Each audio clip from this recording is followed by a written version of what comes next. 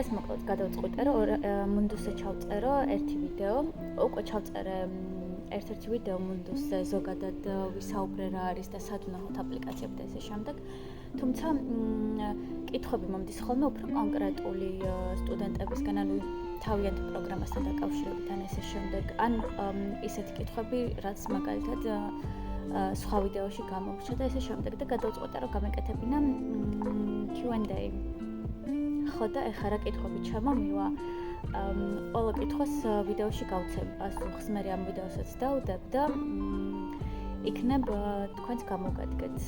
და მე შეიძლება ის კითხვები იყოს დასმული, რაც თქვათ თქვენ გაინტერესებთ და პასუხის მოძებნა დიდ დროს წაიღებს. ამიტომ თუ ამ ვიდეოს ნახავთ,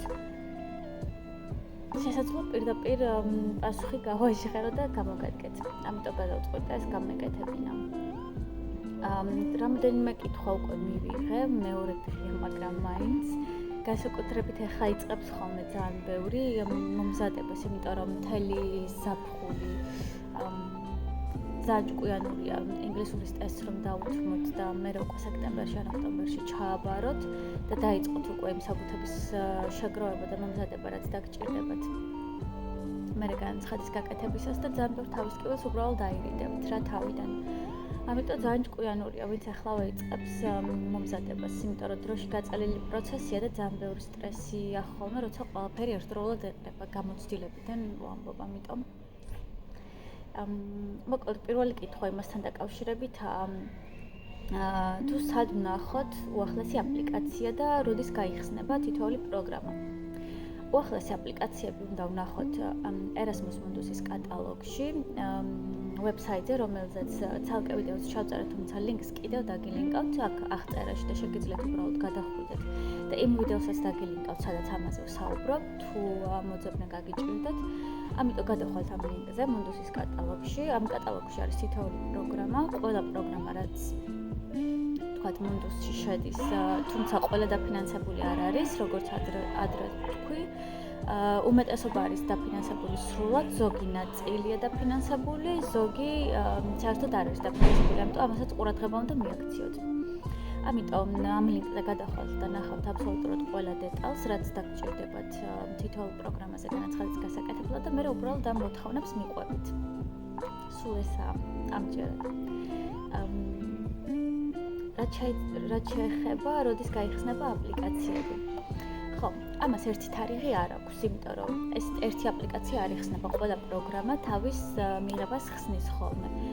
უმეტესად ეს იწყება სექტემბრის ბოლოდან ან ოქტომბრიდან და დედლაინები არის ხოლმე ყველაზე ადრე ალბათ ნოემბრის ბოლოს, ზოგის დეკემბერში და ზოგი პროგრამის არის ხოლმე იანვარშიც, თებერვალშიც. ეს არაევროკავშირის წარმომადგენელი ქვეყნებისთვის, ვისაც უნდა რომ ესევე განხილული იყოს სტიპენდიაზე. ამიტომ გირჩევთ, რომ აი ნოემბრამდე უკვე ყველაფერი დასრულებული გქონდეთ და ნოემბერში უკვე უნდა გქონდეთ განაცხადი გაკეთებული ყველა დოკუმენტის ჩათვლით, რასაც ითხოვენ. ამიტომ ხო, ერთი ესეთი გაღების თარიღი არ აქვს. ყველა პროგრამას სხვადასხვა თარიღი აქვს და ამ თარიღებს შემოწმოთ ზუსტად იმ ლინკზე, სადაც ნახავთ თითო პროგრამას და რასაც ახლა კიდე დავლინკავ ამის ქვემოთ. რამოდენიმე კითხვა კიდევ მსგავსი იყო, ყველა ერთდროულად იხსნებოდა თუ არა და უკვე გავეცი პასუხი. ამიტომ დაველოდები სხვა კითხვებსაც და ნამდვილად ჩავწერ მთელი კვირის განმავლობაში. შემდეგი კითხვა რაც მოვიდა იყო ის თუ არის თუ არა ყველა პროგრამა ამ კატალოგში სრულად დაფინანსებული. და პასუხი არის არა, სამწუხაროდ ყველა პროგრამა, რომელსაც კატალოგში ნახავთ, არ არის სრულად დაფინანსებული. ამისთვის რო გაიგოთ არის თუ არ დაფინანსებული, აუცილებელია იმ ლინკზე გადახვიდეთ, რაც პროგრამის ქვემოთაა მითითებული. ამ ლინკზე ნახავთ ყველა საჭირო ინფორმაციას და იქვე იქნება მითითებული ზუსტად სრულად არის დაფინანსებული, ნაწილობრივ არის დაფინანსებული თუ საერთოდ არაა დაფინანსებული. ეს ყველა კითხვის პასუხი სხვადასხვა ადგილიდან მწერი, იმიტომ რომ ეს თანდათანობით მოდის კითხვები და როცა ვიღებ იმ დღეს ვცდილობ რომ უპასუხო. თან უფრო მრავალფეროვანიც იქნება ვიდეო. მოკლედ რამოდენიმე დაახლოებით 4 ან 5 კითხვა მაინც მივიღე მსგავსი როგორ დავწყოთ და ველოდებოდი ამ კითხვებს, იმიტომ რომ ყველა საქმის გავსი კითხვა დაწყებამდე, რა თქმა უნდა, მეც მქონდა. შეიძლება ბანალურად ჟღერს, მაგრამ აი უბრალოდ უნდა დაიწყოთ ნებისმიერი რამისგან. რო გაგიმარტივდეთ, ვფიქრობ, კარგი იქნება უბრალოდ თქვათ ყველაზე მარტივით დაიწყოთ და გააკეთოთ გამოითხოვოთ თქვენი ნიშნების და GPA-ის ამონაწერი უნივერსიტეტიდან. ამისთვის მხოლოდ აღჭირდებათ მიწეროთ თქვენს უნივერსიტეტს თუ ინგლისურად ვეიძლევიან თლად უკეთეს, იმიტომ რომ გადათარგმნა არ მოგიწევს და არც ნოტარიუსის მიერ დამოწმება. მე TSU-ში ვსწავლობდი და TSU-ში შესაძლებელია პირდაპირ ინგლისური ამონაწერი გამოითხოვოთ, ამიტომ უბრალოდ ადმინისტრაციას მიწერეთ და ეს უკვე ჩაითვლება, რომ დაწყებული გაქვთ, იმიტომ რომ ერთ-ერთი მნიშვნელოვანი და აუცილებელი ნაწილია. მერე უკვე ნელ-ნელა მოთხოვნებს ნახავთ და ყველაფერს ესე ეტაპობრივად გააკეთებთ.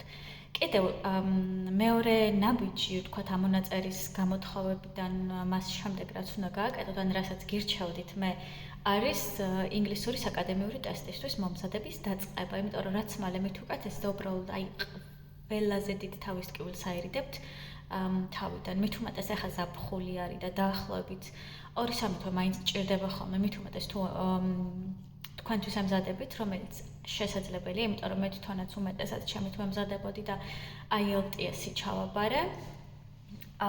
და მყავდა რამოდენიმეჯერ ვხვდებოდი ხოლმე მასწავლებელს, უბრალოდ ესეებშიც აი ძალიან დამეხმარა.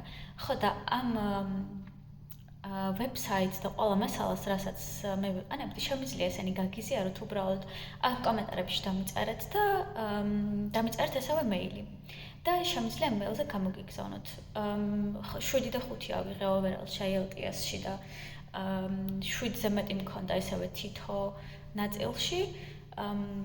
ამიტომ ხო მარტო მომზადება სრულიად შესაძლებელია. ანუ მასალას რო გამოგიგზავნით, მე უბრალოდ მიყევით. YouTube-ზეც ნახავთ და სხვადასხვა ვებსაიტზე სხვადასხვა მასალას, მაგრამ უბრალოდ რთული არის ხოლმე ის, რომ ყველაფერს ერთად მოუყარო თავი და მე კიდე მეორე იგივე კითხვა ჩნდება, აქ საიდან დავიწყო, ამიტომ პირდაპირ მოგცემთ ამ მასალას და ზუსტად იგივენაირი ტესტებია, როგორიც თვითონ IELTS-ის გამოცდაზე შეგხვდებათ. ხო და უბრალოდ აი მაქედან დაიწყეთ. პირველ რიგში გამოითხოვეთ ეს ამონაწარი და მერე უკვე დაიწყეთ ინგლისური ენის ტესტისთვის მომზადება. მერე უკვე თანდათან იმასაც მეხვდები, თქვათ, ვის გინდა რომ დააწერინო სარეკომენდაციო წერილი, მე გირჩევთ რომ ერთი აკადემიური ნაწილიდან აარჩიოთ და ერთი, თქვათ, სამსახურიდან თუ მუშაობთ. და მერე რჩება სამოტივაციო, რომელიც ვფიქრობ, რომ ყველაზე ესე გაწერილი პროცესიც უნდა იყოს იმ მხრივ, რომ ერთ დღეში არ გირჩევთ რა დაწერას, ან შეიძლება რა თქმა უნდა რომ დაწეროთ, მაგრამ ეგეც სტრესია. დაიწყეთ და თანდათან გამოჩნდება იქამდე კიდევ რის დამატება გინდათ, სხვადასხვა იდეები გაგიჩნდებათ და ესე შემდეგ. ხო, ალბათ კი, პირველ რიგში ინგლისური ენის ტესტი, მე თქვენ თვითონ უფრო თავდაჯერებულად იგრძნობთ თავს და ანუ ის შფოთვები აღარ გექნებათ, რომ აი მე დროში ვიწვევი.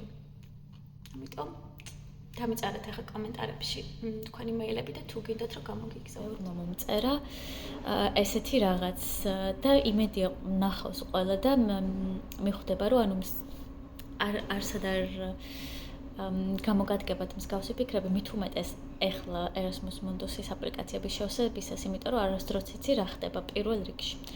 მოკლედ, ესეთი შინაარსის ტექსტები მოვიდა, კითხვები უბრალოდ არ მაქვს უცხოეთში განათლება მიღებული საერთოდ და GPA-ც არ მაქვს 4 და 0-იო და საერთოდ აზრი აქვსო, ანუ არ მგონიაო რომ აზრი ქონდესო, იმიტომ რომ წინა წელსო მაგის გამო არც გავაკეთებ განაცხადიო, თუმცა ძალიან მინდაო მაგისტრატურის უცხოეთში დასრულება და არ ვიციო რას ფიქრობ, აზრი აქვს თუ არაო, რომ გავაკეთო განაცხადიო და ძალიან დამწყდა პირველ რიგში გული იმაზე, რომ აი ამ ფიქრების გამო ამ ადამიანმა შარშან საერთოდ არც კი ანუ გადაწყვეტა, რომ საერთოდ არჩევსო აპლიკაცია და რას ვფიქრობ, კი მივწერე, თუმცა ახლა აქაც მინდა ვთქვა, იმიტომ რომ სავარაუდოდ ბევრი ადამიანი მიყურებს ახლა, ვისაც მსგავსი ფიქრები აქვს, ან ქონია და მინდა რომ გავფანტო საერთოდ, იმიტომ რომ არავინ არ გთხოვს აუცილებლად უცხოეთში სწავლის გამოცდილებას და არც არის აუცილებელი GPA ქონდეს 4 და 0.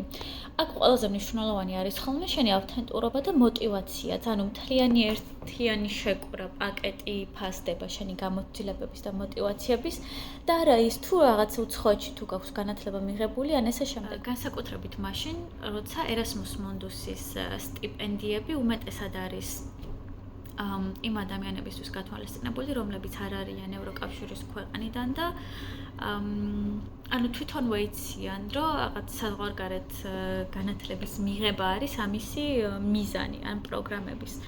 ანუ პირიქით უნდა გააკეთო განაცხადი, არა იმიტომ, რომ უკვე გაქვს საზღვარგარეთ გამოცდილება სწავლის, არამედ იმიტომ, რომ გინდა საზღვარგარეთ გამოცდილება, რომ გქონდეს სწავლის. აი აუცილებლად გააკეთეთ განაცხადი პირველ რიგში. არ არის ფასიანი განაცხადის გაკეთება და აპლიკაციების შევსება Mundus-ზე, რაც ძალიან დიდი შეღავათია, იმიტომ რომ სხვადასხვა პროგრამების და უნივერსიტეტებში დაახლოებით 60 ევროდან იწყება ხოლმე და ერთი აპლიკაციის შევსება 100 ევროც კი ღირს ზოგან. ამიტომ უფასო არის იდეალური სტიპენდია, იმიტომ რომ ფარავს როგორც სწავლას, ესევე საცხოვრებელ ხარჯებს და არასდროს არ იცი რა კოჰორტი შეგხვდება. ან ვინ ასწორებს შენს აპლიკაციას, ვინ კითხულობს სამოტივაციოს და ესე შემდეგ. ესეც ხო ძალიან პიროვნული არის. მაგალითად, ჩემი ერთ-ერთი კლასელი, მაგალითად გეტყვით, უბრალოდ კურსელი, არ ვიცი კლასელს რატო ვიძახი ხოლმე. კურსელი მოხვდა სტიპენდიით, იმიტომ რომ ერთ-ერთმა შემოწმებელმა აი ძალიან ახლოს მიიტანა გულთან მისი აპლიკაცია, განსაკუთრებით ის ფაქტი, რომ წერდა პოემებს ეს გოგო, არის ესევე მწერალი, სხვადასხვა ნამუშევარიც აქვს უკვე დაწერილი, წიგნი და ესე შემდეგ და ამ შემსწორებელს ძალიან უყვარს პოეზია. და ამ გოგომ ისე გააკეთა, რომ აი ეს პოეზია და ესე შემდეგ, აი ამ პოეზიით გადმოცა უბრალოდ თავისი სათქმელი თუ რატო უნდა და ამ პროგრამაში მონაწილეობის მიღება. იმდენად უნიკალური იყო და იმდენად კარგი და იმდენად ყველას მოეწონა, რომ აი ესეთი რაღაცების მერე დიდად არ უყურებენ რობოტული თვალით, რაღაცა GPA 4 და 0 გაქვს თუ 3 და 5 თუ 3. ძალიან ბევრი ადამიანი ვიცი, ვინც 3-ითაც უკვე ფლობს სტიპენდიას. თავარია როგორ შეფუთავ შენს თავს, გადმოცემ მოტივაციას, რეალურს, ავთენტურს, იმიტომ რომ ზუსტად ეს განგასხვავებს სხვა აპლიკაციებისგან, მაშინ როცა ძალიან ბევრ აპლიკაციას იღებს ხოლმე Mundus-ი.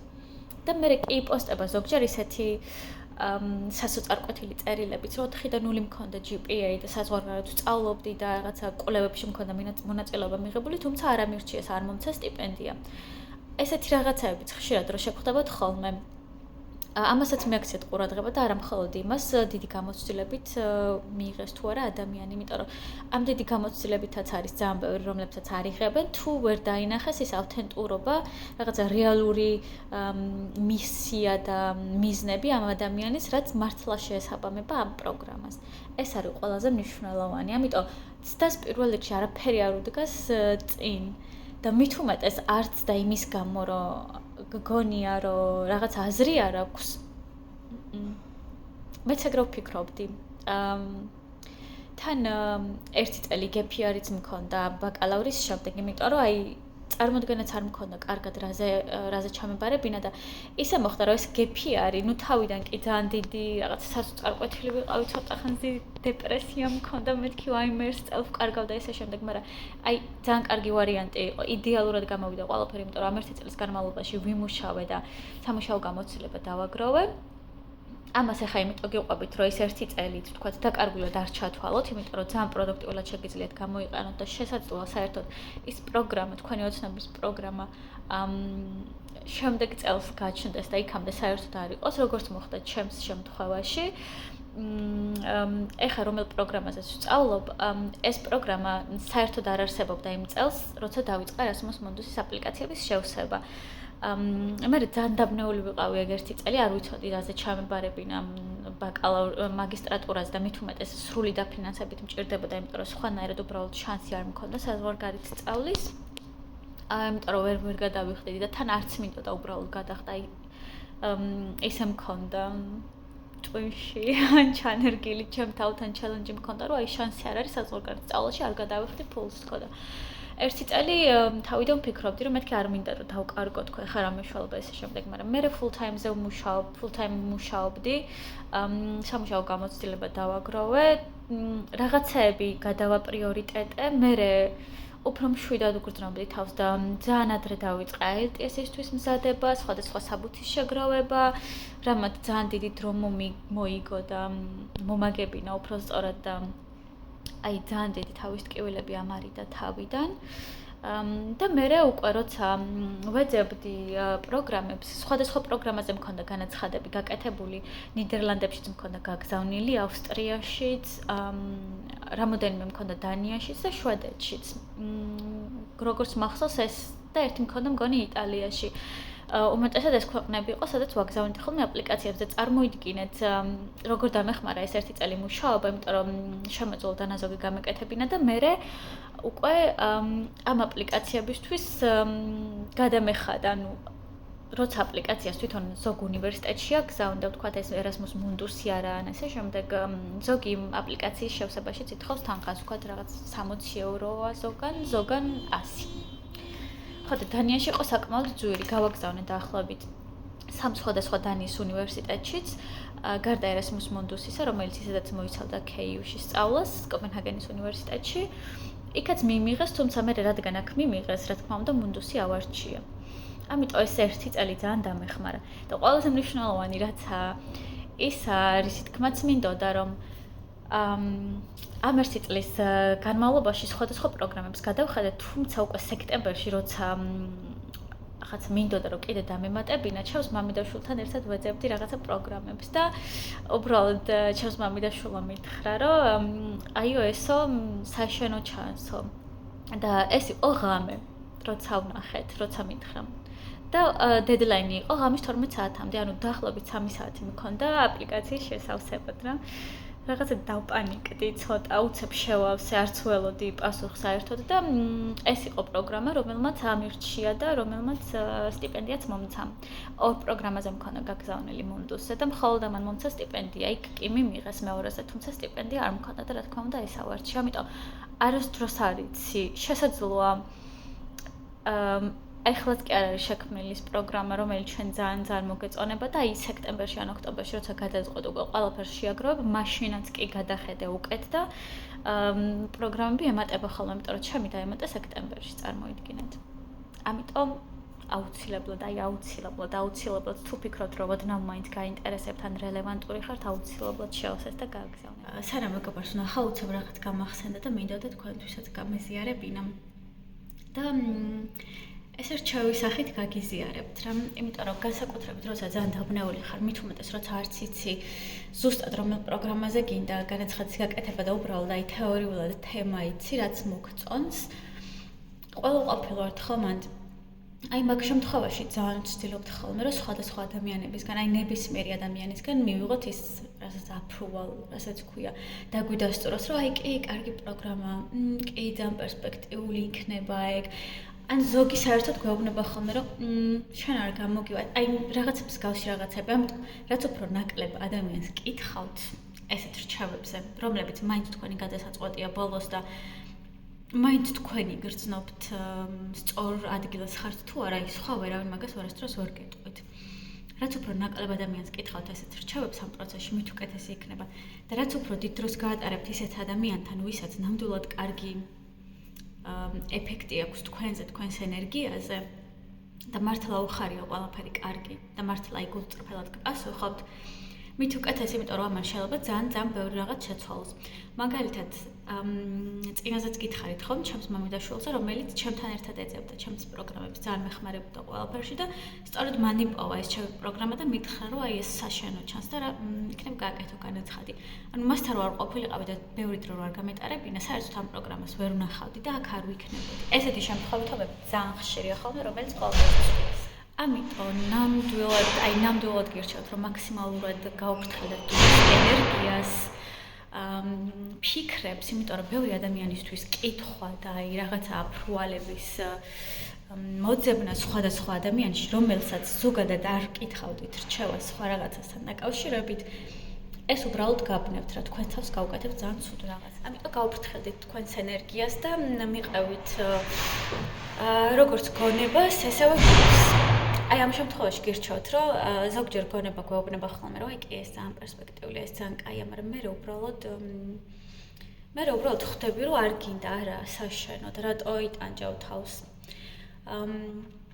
თან აი ნებისმიერ პერიოდში, როცა ჩვენ თვითონაც ვაჯერებთ ხოლმე თავს, რომ კი ეს არის სწორი, მაინც გრძნობ, ხო, რაღაცა ინსტინქტები გაქვს და მაინც გრძნობ, რომ გონია არა, აი ამ ინსტინქტებსაც მიყევით. აუცილებლად მოусმინეთ. ან თუ არ მოусმენთ და რაღაცა სხვა სტრატეგიული გეგმა გაქვთ, ის მაინც იცოდეთ.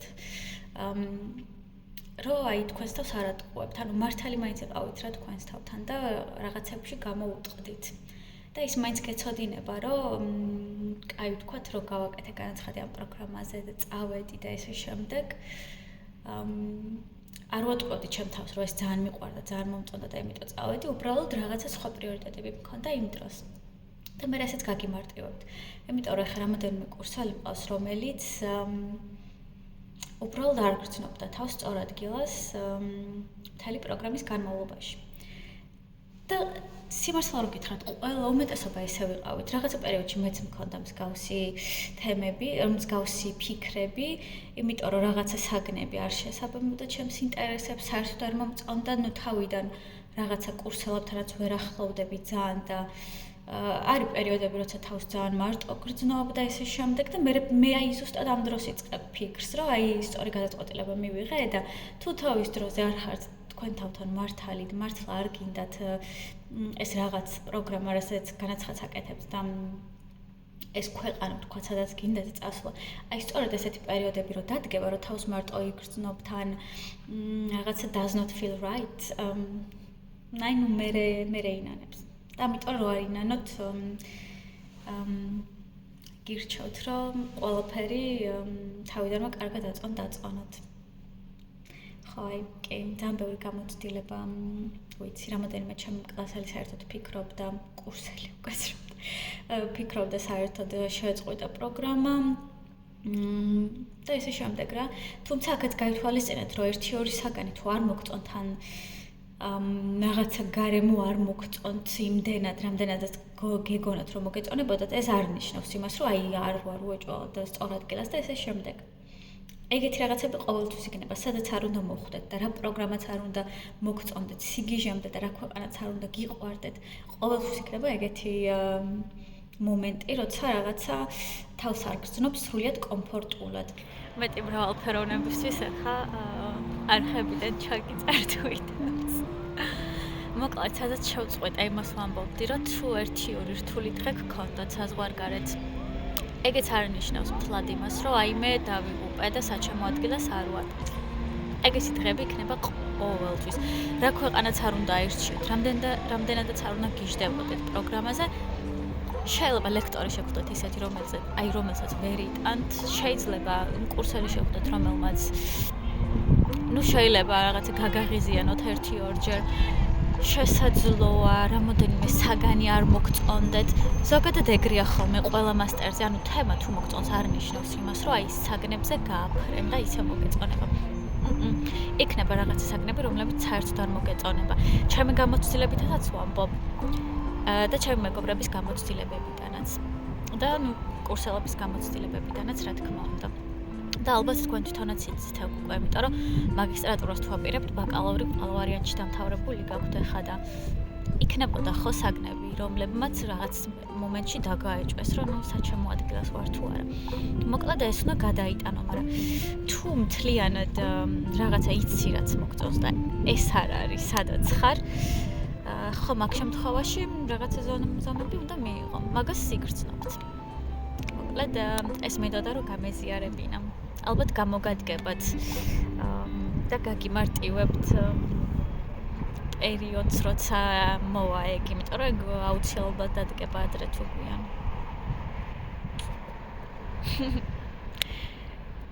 გაჩვენებთ ახლა. ისევ ჩემს საყვარელ ადგილას ვარ, ძველ ვიდეოში კი გაჩვენეთ ეს ბიბლიოთეკა, არ ვიცი რამდენად გახსოვთ, მაგრამ ულამაზესი მზის ჩასვლა იყო და ვფიქრე რომ why not მრავალფეროვნებისთვის.